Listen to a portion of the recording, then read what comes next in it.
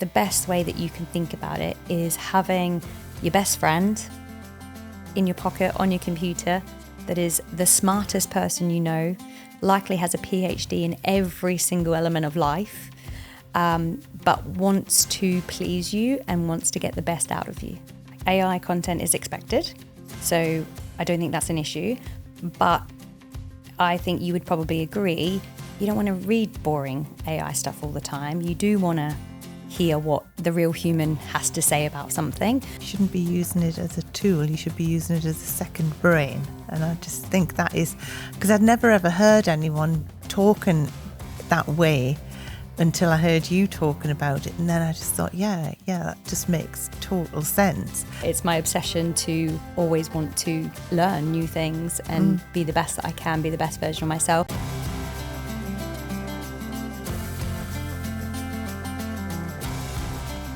Welcome to this episode of Beauty Business Matters. I'm Susan Routledge, your host, and today is yet another very, very special edition where I am with Marnie Wills, who is an AI strategist and must be the most knowledgeable person I have ever come across in AI. It just astounds me. Marnie's been on quite a few podcasts. So that's where, first of all, I started learning about you. And then I feel very, very privileged that you are now going to be one of our guest speakers over in Malaga in January for our Beauty Directors Club Business Bootcamp. But as I say, what you know is like outstanding. So we're going to talk about lots of different ways that AI is getting used and can get used. But I would quite like to start with a little bit about your journey, because not only are you an AI strategist, an expert, but you are also an international athlete. So Marnie, welcome. And can we just start from way back when, maybe? So that might be the best way to start. Thank you so much for having me today. It's so awesome to be here. What a very kind message to start with. I feel very knowledgeable already. Sometimes I think to myself after listening to a podcast, I think, gosh, I actually am quite wise. Where did I learn all that? And I think I can tell you the answer of where I learn all that. It's my obsession to always want to learn new things and be the best that I can, be the best version of myself. And that started from being a youth athlete, originally from Australia. In Australia it's called touch football, and I was lucky enough to graduate as a physical education and science teacher for secondary school at the age of 21, and then I was posted to a place for all the Australian viewers called Gundawindi, which is the middle of nowhere in Queensland. I think it's only famous for horse racing, I think, and it's about 6 hours from any airport. And I grew up on the Gold Coast, which is right near the beach, so it was not for me. And I had the opportunity to come over on a bit of a netball scholarship. So come over. Netball was kind of just kicking off here, especially indoor netball called nets. So come on over, and was playing there. I picked up a knee injury, so I was out for a little bit. But I was enjoying teaching, doing some personal training. And then I was back playing both netball and touch rugby. I think my first dual international year was 2013, I believe. So I played both in that year. And then that was the year that I also decided I didn't want to be a teacher anymore, because not only did I struggle with the teaching over here being, especially in secondary school, being male and female led. I was very used to mixed sports, but just the culture of physical education in the UK compared to Australia back then wasn't what it is now, and probably still isn't. It just wasn't prioritised, and I believe it's important for our mental, physical, emotional and social well-being. Totally. And it is a curriculum subject, and it should be taught every day, and it should be given high priority. So I think it was the end of 2013, and I asked for another bit of time off to go to South Africa. I'd already been to New Zealand to play touch rugby, and I was hoping to go to South Africa for netball. And basically the head teacher said to me, I was the head of netball, by the way, said to me, you can't have any more time off. You've already had a lot off already. And I said, but I'm going to represent my country. She said, if it was professional, that would be fine. I said, well, if it was professional, I'd be getting paid, so I wouldn't be a teacher. Yeah. So that was when I put my resignation in and thought, what will I do? I don't know. So that 2014, I started 2 businesses because that's what you do. The first was a health and fitness business, so personal training, strength and conditioning, very focused on amateur athletes because that's what I was. Yeah. And then I loved teaching, so I started teaching in a primary school, and they had an early years sector to it, so a nursery, and they hadn't really done any physical education, so I just created a program and marketed from there. And then, gosh, fast forward to COVID and both my businesses go online, and I learn everything about online business. And for some reason, everything kind of just clicked there for me in 2020 when it was online. I loved kind of sales funnels and loved using Zapier automations and really got into online marketing. I know. All the things that most people I know. run a mile from. I know, but for some reason I absolutely loved it. And I think now is a really important time to say that there's nothing techie about me at all. I was the first person to ask for help for a printer or a photocopier at schools. I was the last person to change from a BlackBerry to a smartphone. I'm sure I went to university and everybody had laptops and email addresses, and I was like behind the curve. So there wasn't really anything techie about me, but I think I understood the strategy of what an online funnel would do, or if you connected this automation, the outcome. And I think it just worked with the way my brain works. And it was just after COVID where I was trying to franchise my early years physical education business, and also try to the online health and fitness space become very saturated. If you kind of remember, everyone was online doing fitness. So I needed so I needed to find a way to kind of stand out, and I needed to work out my message. So I hired a copywriter, and she was absolutely lovely, but couldn't really help me. And I think the reason she couldn't help me is because I didn't really know who I wanted to serve and what I wanted to do. I was still really confused, and I still get like that to this day. I don't know if you do or any of your clients do, but you just want to help everybody. Yeah, I know. That's it, isn't it? And I think being an entrepreneur as well, it's like there's so many opportunities. Yes. And it's just, I think, I could be doing that. Oh, yes, I could. Yeah.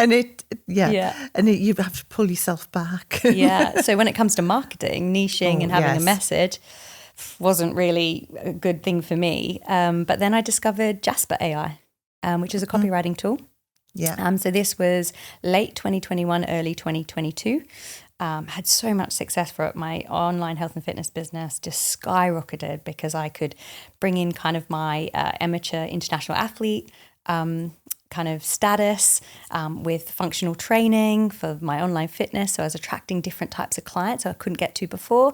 And then with my early years franchise business, it was, do you want to start? Here's a business in a box. Let me help you start a business. Jasper was ChatGPT, Correct. wasn't it? Mm-hmm. I can remember that. I totally forgot about that one. Yeah. So that was, So how were you using that one then? Were you using it mainly as a tool then? Yeah. So I definitely was using it the way that I do not recommend people to use copywriting tools now, or even just generally, ChatGPT or any large language model. And that is literally ask what you want and then take what it gives you and post it. That for me is what I would now call lazy users of AI, where you aren't adding in any domain expertise. Our domain expertise is our knowledge, our experience, our perspective on something. It's really important that we're able to add that as humans.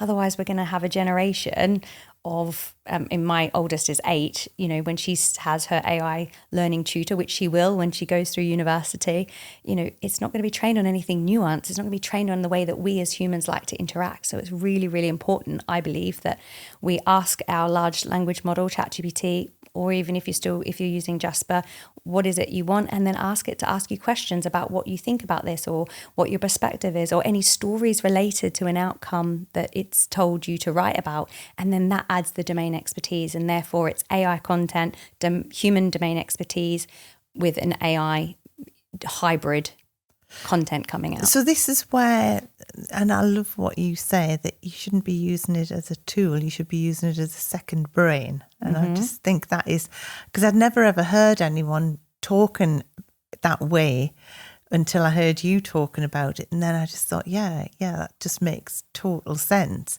So is that hard to do, or is it just a prolonged process kind of thing? Is it, are you still teaching AI to be your second brain, or is it there kind of thing? Yeah. So the short answer is it's really easy to do when you know what you need to give it. The long answer is the AI models are getting better and better. Like every probably 3 to 6 months, there's a massive jump in their capabilities. So if you think about when ChatGPT first come out, it didn't remember anything, and you had to give it a lot of context, act as my, content strategist, and write me a 30-day plan on these 3 pillars of content, right? That's what you used to have to do, and then you'd have to feed it all of your content. Whereas now, where we are, it remembers. You don't have to give it as much context, so you don't have to say you're an expert. You can do, and I want to explain why you would do that, but generally in a general chat, you don't have to. It's really smart now, and we'll work out what you need. Now, in terms of using it as an operating system, it's really important to know that your large language model, so just say ChatGPT or Claude or Gemini or Copilot, whatever you use, it is a general chat box. And then it goes that next level and has what they call agents, or what are they called on ChatGPT? Projects or GPTs is that next level. And all they are generative pre-trained transformers, which are chat, but you add context and you have instructions. And that context are files. So you're just adding a whole lot of files about your business or whatever you want that role to be. So here's an example of a AI assistant that I get all of my clients to build as one of their first things that they build, and that is a thought leader AI assistant, so project or GPT.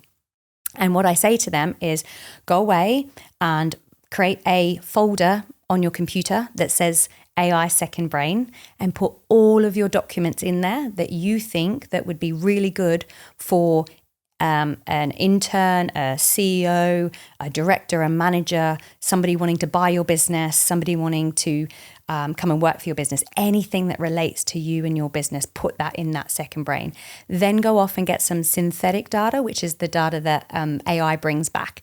And that synthetic data is going off and doing some deep research that says, here's my business name, here's our LinkedIn profiles, here's our website.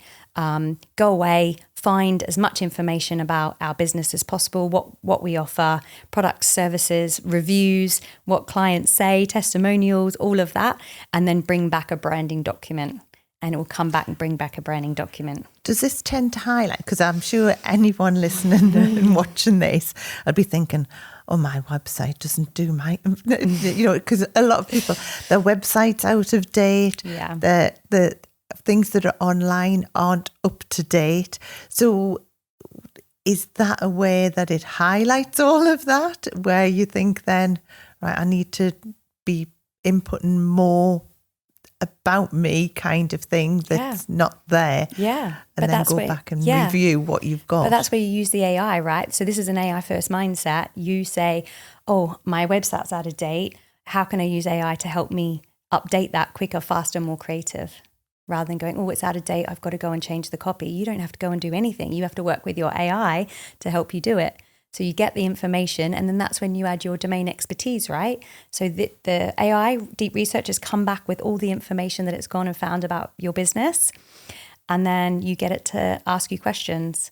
What do you now think about your delivery of your product and service? Or how has your business changed in the last 6 months? And then you as the expert then tells the AI, this is how it's changed in the last 6 months. And then you say, oh, great. What type of suggestions would you give me for updating the website homepage copy? And then from there, how people say that that you can detect whether it's all AI generated, and it's supposed to be a negative against what Google likes and everything like that. Is that true?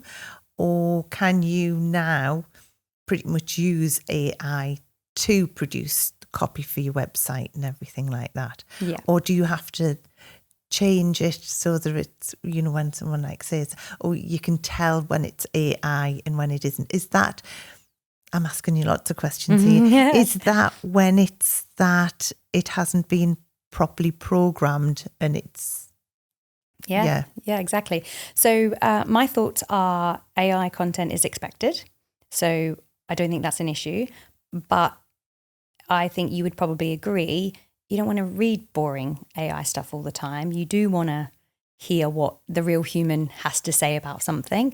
So that is where it's important to, like I said before, you're creating an AI system. I think it's the first one to start with is your thought leader.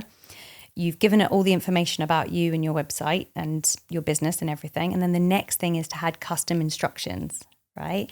And that's custom instructions are, you're my thought leader that is able to take my thoughts and repurpose my content in my with more authenticity, right? Yeah. And then you ask the AI to pick out things that you say that are unique to you. And that is the difference between the content. So then when you start to write with your thought leader project, so instead of going to a general chat, you go up to your projects and you go thought leader, and then you open a chat in the thought leader, it has the second brain and it has instructions to write like you and ask questions that are going to provoke you to give stories and, think about your domain expertise. And then the answers you're going to get in that chat are going to be 10 times better than the generic chat that you used. Because I think a lot of people are way back still, and I know a lot in my industry, and I would think a lot of industries as well, it's way back to what you were originally talking about, having AI prompts and things, asking it for, the top 10 topics to write your social media posts on and things. But it's like, it's now way beyond that, isn't it? It's 100%. Like... Yeah. But do you find that most people are stuck back there? Yeah, because we've been given this amazing technology, but no way to learn how to use it to its best of its ability. And it comes back to your original question about, how do I know so much? I'm just a little bit obsessed. It works with my brain. And every day I happen to be mum's taxi for probably about 90 minutes a day. And that's my learning time. I listen to podcasts, love podcasts, listen to podcasts. I put all of the newsletters and all the information that comes into AI, I put it into an amazing tool called Notebook LM. And then Notebook LM collates that and creates me a podcast so I can listen to that auditory as well. And I could talk to all the content in there. So there's so many ways to learn that I can do it on the go. And then all of a sudden I'm like, oh, wow, okay, now I need to implement. And I sit down at my computer and go, okay, let's try this. But going back to the content bit or where people are at, I had and this might help your audience as well. I had a client I was working with. She was a VA and she had 21 clients and she had 21 chat threads on the left-hand side of her ChatGPT account. And I said to her, why don't you create a project for each of your clients? And again, you give that project the second brain for that client. All of the content you've done already, meeting notes between yourselves, the transcripts, and then give it custom instructions. So, depending on what she does for some clients. So she might do some podcast repurposing, right? So if she's doing podcast repurposing, she say, you're a content creator for podcast repurposing. You take my client's podcasts and you align it with the audience message or any of the ideal clients she's trying to target, because each client will want to resonate differently with the podcast trend, like the information from there. So you could create quite a lot of content from just one episode, right? But the AI, she's trained to be able to do that. And my client loves, to, I guess, speak like this or hear her favorite phrases or, that type of thing. And then all of her clients have different projects compared on what she does for them. And that revolutionized, honestly, just changed the way she works. She said it saved her so many hours, but also the mental capacity of trying to pick up from client work. Oh, what were we doing here again? And then the next project I got her to set up was a chief of staff for herself, because she's juggling so many clients. I got her to set up a chief of staff, and now because ChatGPT has got an agent mode. Now, agent mode, let me just quickly explain. You've got your basic chat we've gone over already. Yeah. Then you've got your GPTs, which are the pre-trained transformers, which are in ChatGPT are known as projects, or you can create a GPT. The slightly different is the GPTs you can share with people. But if you're only using it within house, I say a project. Then the next step is an agent. Now, an agent is a large language model, but it can take multi-steps and break it down and go off and do the tasks, right? Wow. Yeah. So if I said, if I got you to create a thought leader project, and it was all your podcast transcripts, and it was maybe your mastermind, maybe it's about your retreat, maybe everything that's got to do with how you serve your clients and the results you get for people and the things that you offer.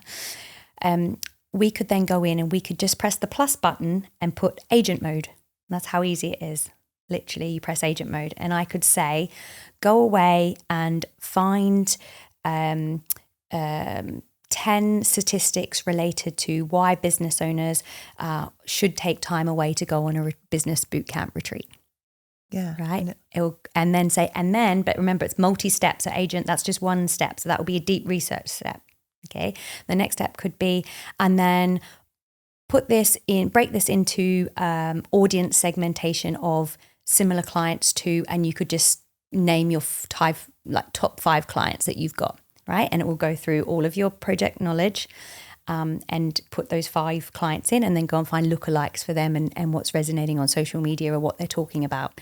And then create me a month's worth of content that is going to resonate with these types of clients. Press send, go off, do it, probably 5 to 10 minutes, come back, task done. All because you trained it, you gave it a second brain, you gave it custom instructions, and you used the amazing agent mode. So with all of this, is this sort of the top level of using it? As in, I know there's, most of them have got a free level and then paid levels. Where does that limit of what you can do free end, and where you've got to come into paid with it all? So just last month, ChatGPT, you can now use projects on the free version. So you don't need the paid version for that one now. So you can, so you can create your own AI assistants now. I don't believe you can create your own GPTs yet. So the difference between a project and GPTs, not much difference. Still has a second brain, so the files, and it still has instructions, but you can create a shareable link. So if I created a GPT on, or you created a GPT that's related to content for beauty businesses, and I was one of your client and you wanted to share that GPT with me so I could easily create content, you would create it via a GPT and then give me the link, and then I could use it. So you can create, on a paid account, you can create GPTs that you can share with people. You can have deep research. I think on the free version, I think it's 5 to 10 deep researches you can do a month. On the paid version, I think it's up to about 20. And then on agent mode, I think it's 5 agent modes a month. And I think it's probably about 20 plus on paid. Don't quote me on those numbers, but all I know is on the free account, you definitely get projects. You can't create your GPTs yet, as far as I'm aware, but you can use deep research and agent mode. It's worth saying that another really good free tool is Gemini. It kind of goes under the radar. Isn't it goes under the radar. You get lots of free deep research on Google, which is really, really good as well. And Google has this most amazing free image creation tool that you can use. It's the weirdest name. It's called Nano Banana. Okay. And you basically, I did it on my phone just this morning. I was in a meeting. And it's for a company, and we took a selfie, and we wanted to create an authentic post on LinkedIn. We didn't want to lie, but we put a post. It was a picture of us in this meeting, but then I put that picture into Nano Banana, and I said, put us in a conference room with at least 1,000 people. Right. So then it goes away, comes back, didn't take long, 60 seconds. And there's us, the same picture. And then in the background's this conference room with 1,000 people.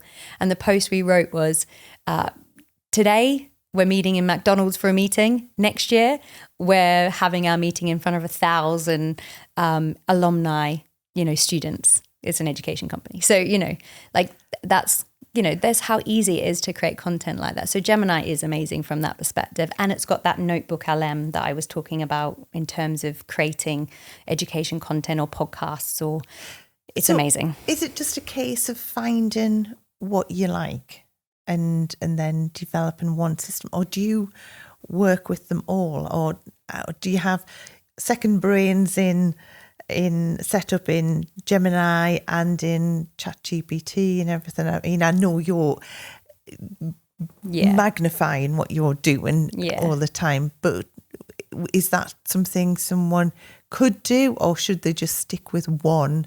Yeah, well, I definitely have more platforms, but that's my job too. I've even created my own AI model. Perplexity is your favourite. Perplexity is my favourite, yeah. What I do recommend, and I'm going to come back to Perplexity because I think that everybody should start using Perplexity when they want to do research or just generally look up things rather than going to Google. I think Perplexity is very good, and you get quite a lot on the free version as well. So I always say start with one and create your second brain, but create your AI operating system. So remember I talked about like that AI first mindset? Yes.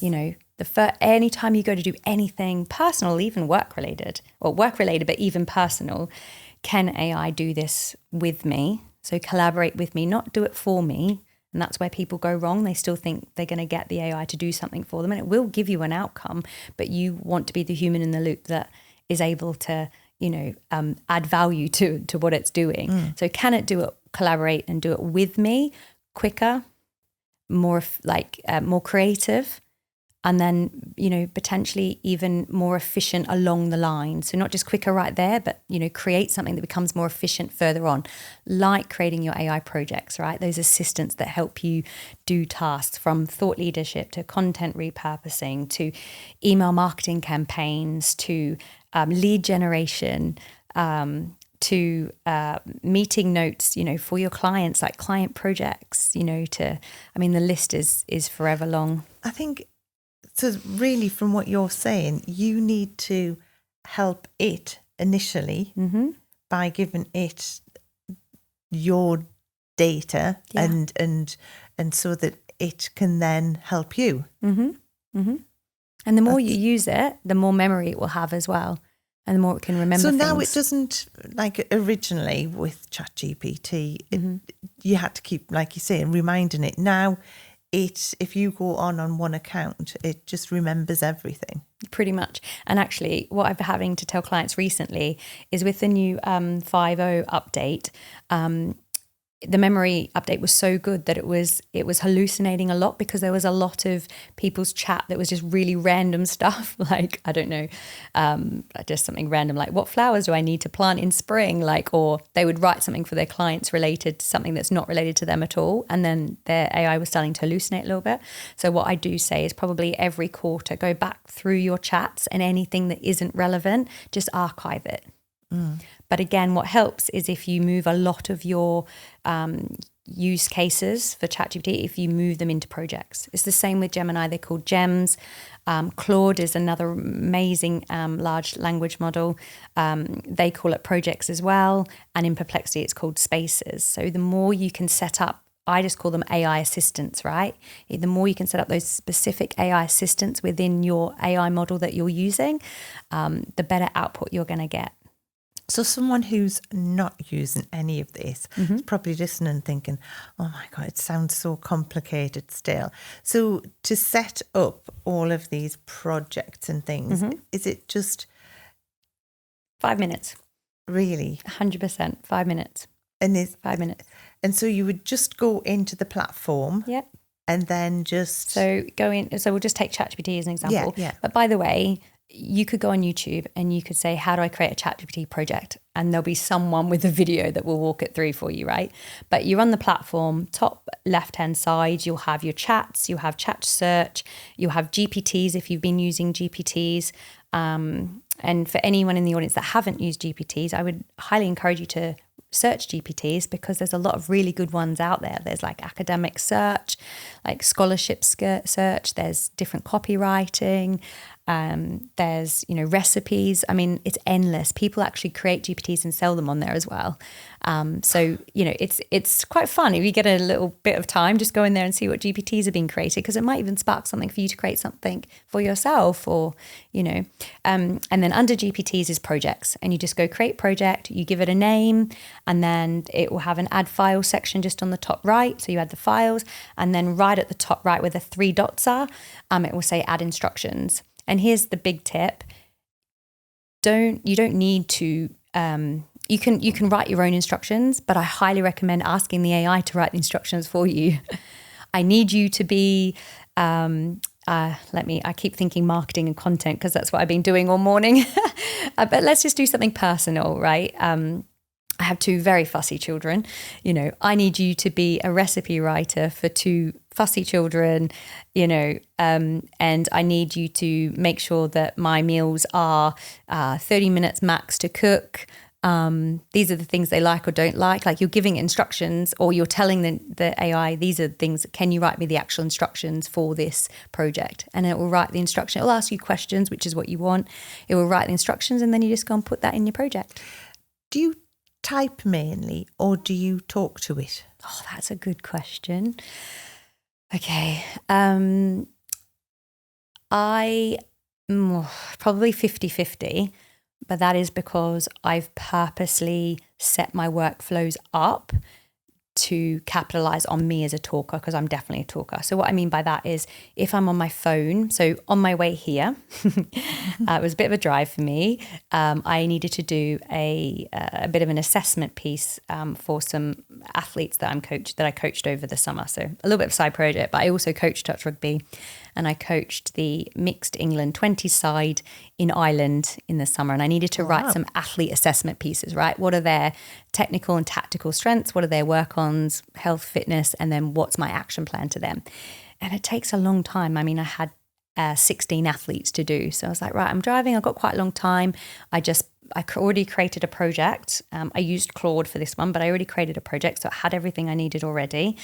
And I just pressed record. I just started talking to Claude and says, ask me the 4 questions I need to answer for one athlete at a time, and I will give you my feedback. You can ask me any questions, things I've missed, and then you will write the report for me.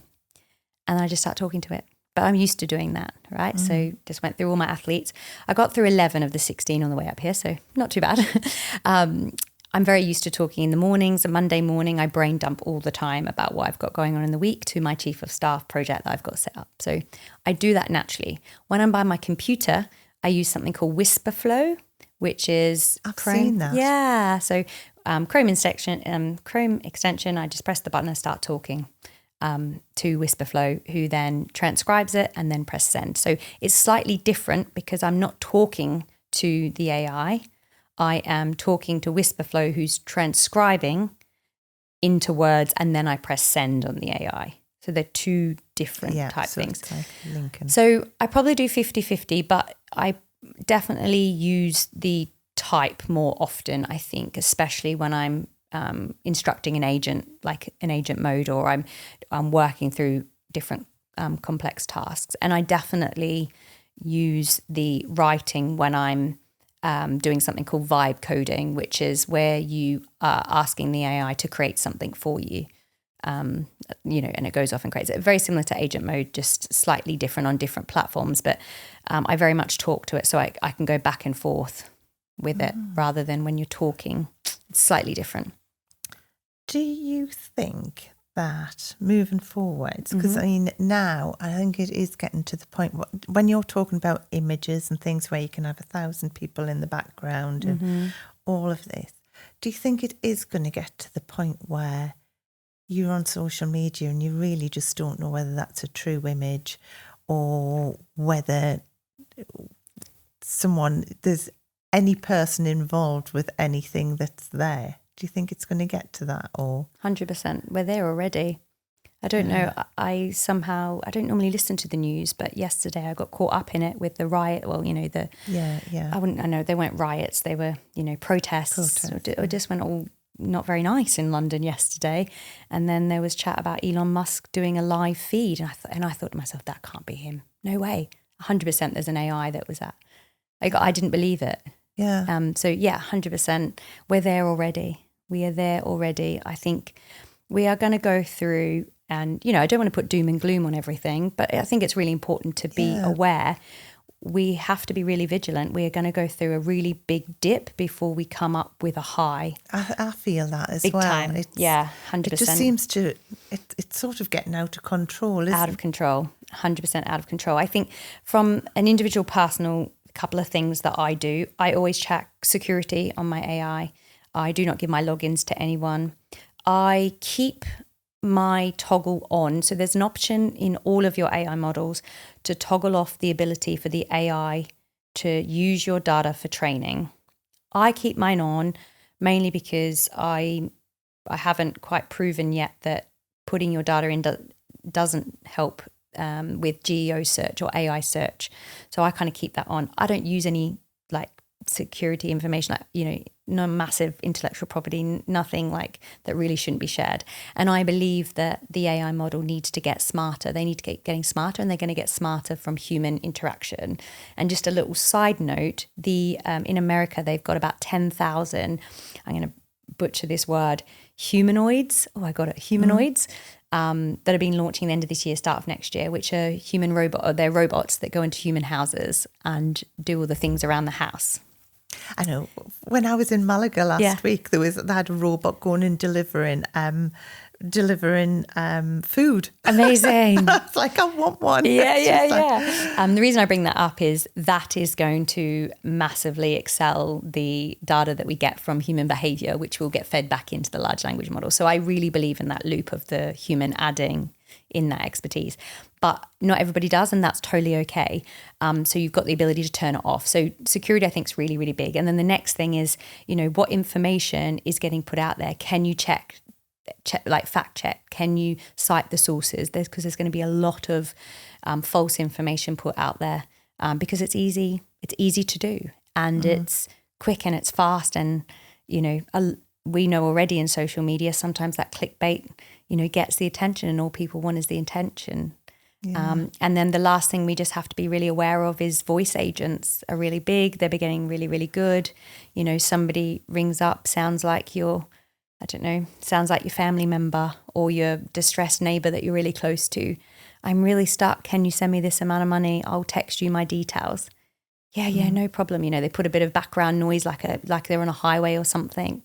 Yeah. You know. Yeah, because that's gone from like just the texts where people got wise to like, now it's like the full voice, isn't it? Yeah. But it was the same when the internet came out. Like cybersecurity, we had to adapt. Vigilant, haven't you, really? Exactly. And I think the mindset is, I think AI is going to create a massive wealth of like the abundance of anything that we can have access to, I think is there.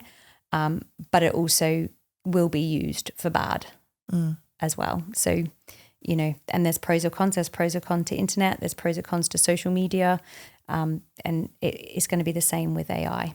Yeah, but I think that's the thing. When you've got like someone like you who, and I feel like we've got you in our little bag now. You're coming out to Malaga with us. The thing is, it's just, you know, I think learning from someone who is a true expert, who can like sort of be ahead of that curve kind of thing. Because just going all the way back, so someone who is now thinking, right, I need to go in and start to do some other things from what you said, and I'm sure listening to this, I think you probably need to listen a couple of times on everything that you've said. You can't break it, can you? So if you put something in and then thought, oh, I haven't done that right, there's just no way that you can do that, is there? 100%, no, you can't. I think, I don't know if this helps, but I think, so artificial intelligence, I think it's there to amplify us as humans. And I think the best way that you can think about it is having your best friend in your pocket, on your computer, that is the smartest person you know, likely has a PhD in every single element of life, but wants to please you and wants to get the best out of you. Like, could you imagine having your best friend? Like, our best friends want that anyway, right? But like, this is the smartest best friend you've ever had. And just think of it like that, as in, like, you can name your ChatGPT. Loads of people call it chatty, you know. I just call it AI. Like, it's in, but you just start to form a relationship with your AI around the fact of, you're trying to get the best out of there for me. I still need to direct you, and I still need to have a conversation with you, but you are there to amplify my intelligence. Yeah. Thank you very much. You're working for me 24/7, not taking any profit share. You know, I don't have to listen to you. That sounds really horrible, because we do as humans want to be seen and heard. But this is a great way to be seen and heard. Have a silent friend. Yeah, exactly. Yeah, where you just take and not give for dinner or anything.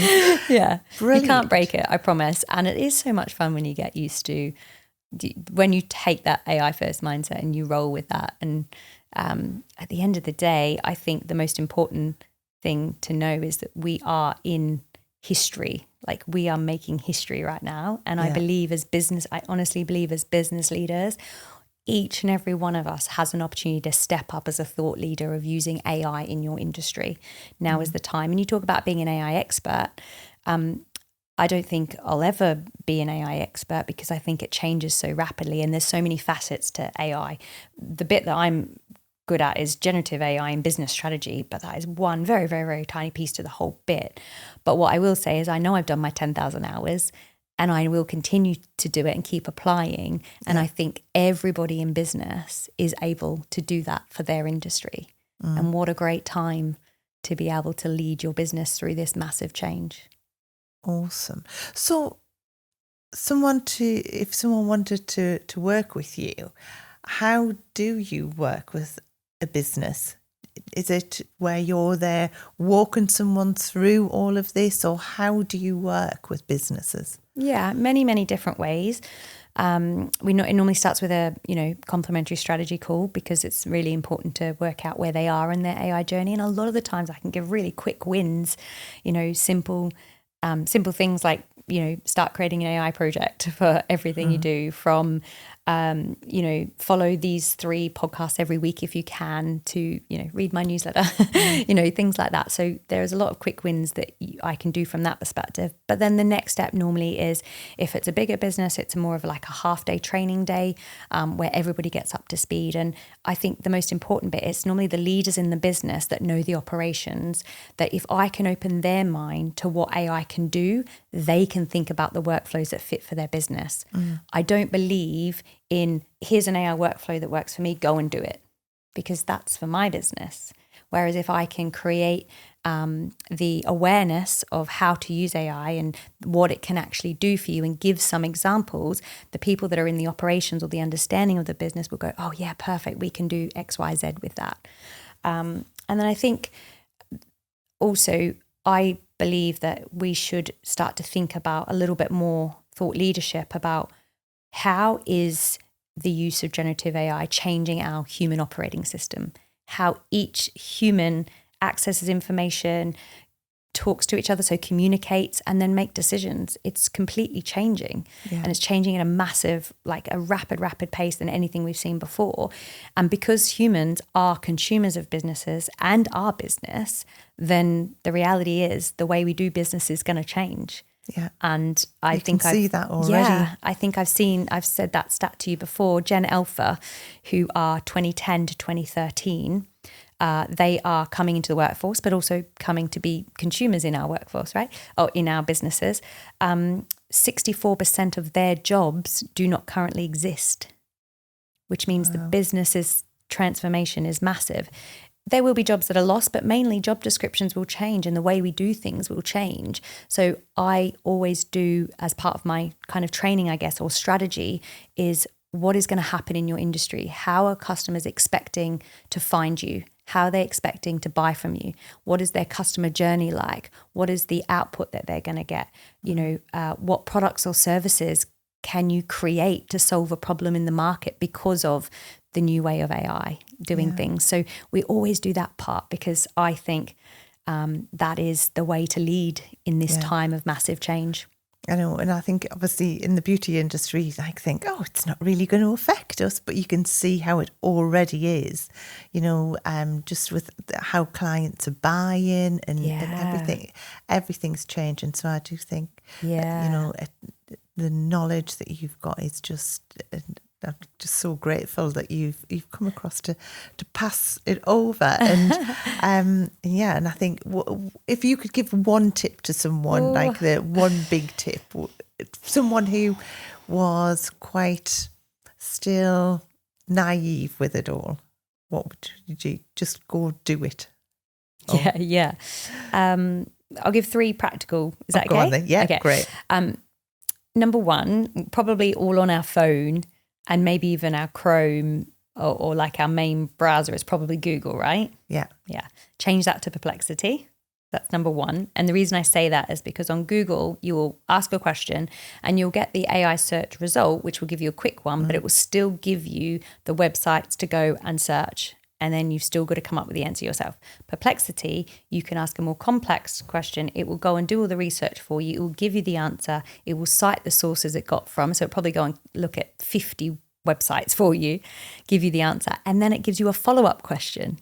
Now that there already is a perfect AI workflow to start with. So Perplexity AI is definitely tip number 1.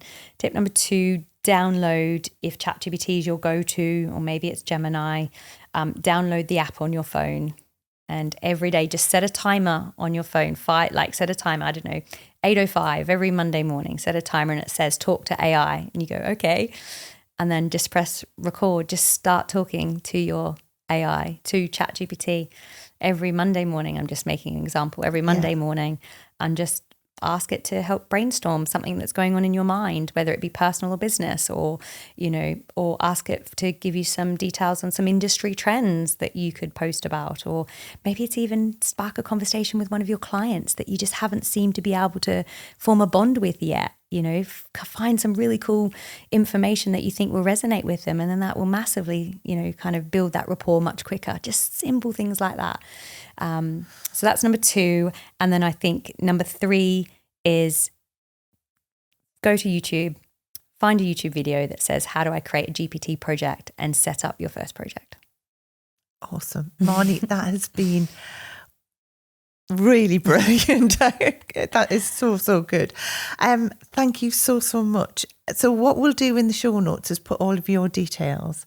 And so you have newsletters out there. You have lots of free resources. Yeah. And obviously you're on lots of podcasts, so there's lots of things. So someone be best to follow you on Instagram? Is that the best? Yeah, so business with AI _strategist. I'm on Instagram, Facebook, TikTok. I personally hang out on LinkedIn. Yeah. I have some agents that talk on my Instagram, but I do check direct messages sometimes. So I promise if somebody messages me there, it will come to me. But otherwise LinkedIn, Marnie Wills is where to find me, because I quite like LinkedIn. Yeah, I like LinkedIn. I can just it can be professional but personal without needing to be lots of photos of yourself. Yeah. So that's why I like it. Marnie, thank you so much. It's been problem. awesome. Thank you. Such a pleasure. Thank you for having me.